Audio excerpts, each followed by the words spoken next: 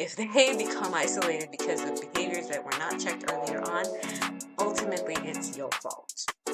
And this is where it starts. Ugh. I was literally sick to my stomach.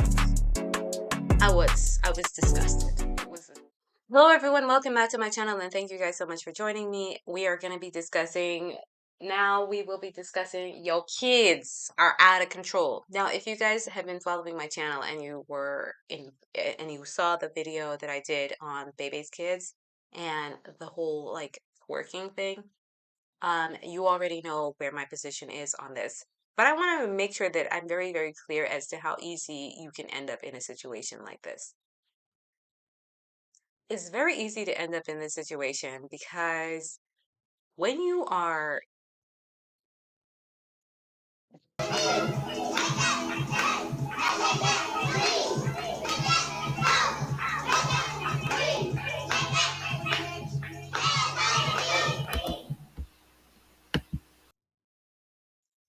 so I first saw this video and I was automatically traumatized, right? And since then we have seen various memes, meme videos on this, like dropping your kids off to the preschool in the ghetto and, what do you do? Do you like pick up your kid and go somewhere else or whatever the situation is?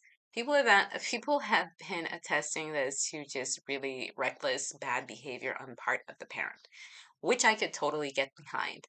But one of the things that I find very interesting and that we have to be very, very, very careful of is how easy this can happen. Now we look at the video and we think, oh my gosh, where is her mom? Where are their moms? Why do they know this song off the top of their head? It kind of looked like there was some kind of like karaoke situation going on, but these kids were not even old enough to read. So they were obviously taking cue from some place they have seen or heard this before. I cannot tell you how easy this is. It is, um, it is very, very, very easy to forget, especially for the younger moms. I'm talking to the younger mom. Shout out to you because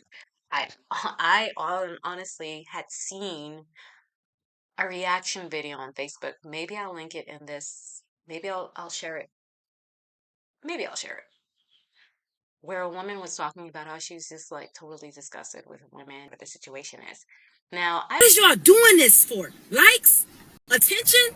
Validation? If I'm not mistaken, y'all just did this a few months ago. Y'all had a whole challenge where y'all called it the ceiling challenge, where y'all was taping y'all phones to the ceiling and y'all was twerking upside down. We done seen y'all ass from every single angle possible. We get it. Then y'all say, oh, it's just the internet. It's not a real place. This is a real place. Y'all don't care how. okay, we have all done things that we are not entirely proud of that we would never want our kids to see or hear of in our lives.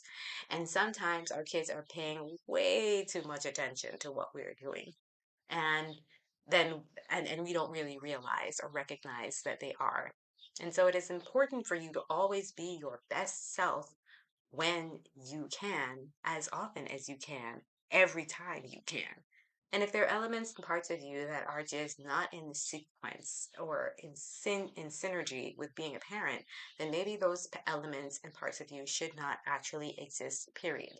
Now, I know it's a very touchy topic for a lot of women because a lot of women, especially in their 30s and 40s, who have children who are younger and who may or may not be in a loving, committed relationship, are generally seeking attention. And in this attention seeking way of being, we tend to have the need to be seen we tend to want to be seen sexually and desirable. And there is a very, very fine line, maybe not so fine as we think, between being seen as desirable and just a sexual object. And when your daughter specifically sees you behaving in such a way, that is a very clear messaging that we need to be very cognizant of because we don't have the luxury of being a that garden tool over there when it comes to how we conduct ourselves. And add that to the whole internet social media phenomenon, you can go viral so quickly and easily that it is there forever.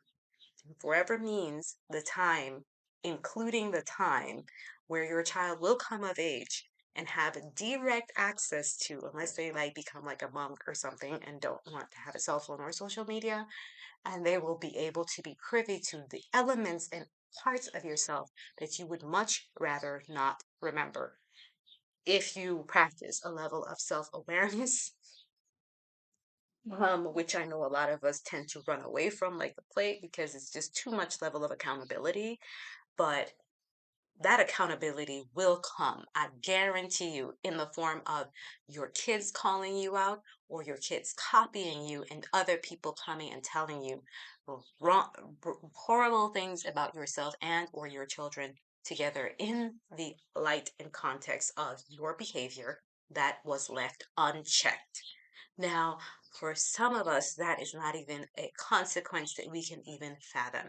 We are how we are. We encourage our kids to be over sexualized, and I'm talking specifically about young Black female girls. This is one of the reasons why this video triggered me to end, is because this is already an issue in our communities, yet we have people like this who allow this kind of behavior, think it's cute.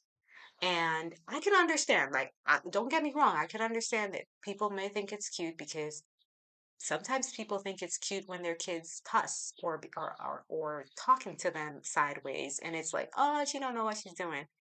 And then you have the hard job of not allowing your kid to be your friend and being that person and being that child's parent. And that the consequences of that is that they might not like you for a while.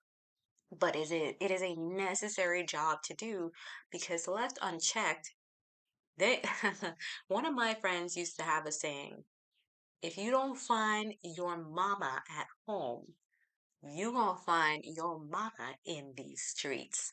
There is gonna be somebody that's gonna say something about your child's behavior to them, and it's gonna be devastating for them because it will probably have never been said before from someone who was loving enough to have taken the time to check them and check this bad behavior.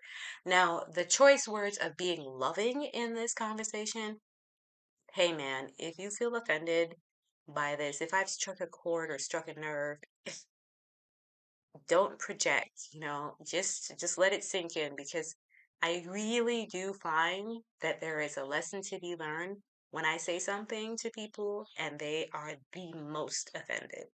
Now, people who it doesn't resonate with because it doesn't stand firm with them, because there is no part of them that they might find in themselves that they are acting this kind of way, they can listen and they can move on. But if you're feeling offended by this kind of conversation and this kind of observation, maybe it's time for you to check, if you have children, if I'm talking to you, because it's like the shoe fits, so you gotta wear it and feel it and see if you want to try something else on for size. Because I know in my own parenting, I have had to look in the mirror via their behavior and see, oh my goodness, that really does sound like me, and a part of me that I don't want to be associated with anymore. And so make sure that your kids are not people make sure your kids are not doing things that's making you not like them, because chances are, if you don't like them, other people ain't gonna like them either. And it's not your responsibility for your kids to like you or for you to like them, because you're not necessarily raising them for you alone. You're raising them to exist in the world, and when they exist in the world, they have to be able to be accepted by said world in a way that is in alignment with the goals and the accomplishments that they see that they want. They have to be able to belong. Okay, let's not pretty it up.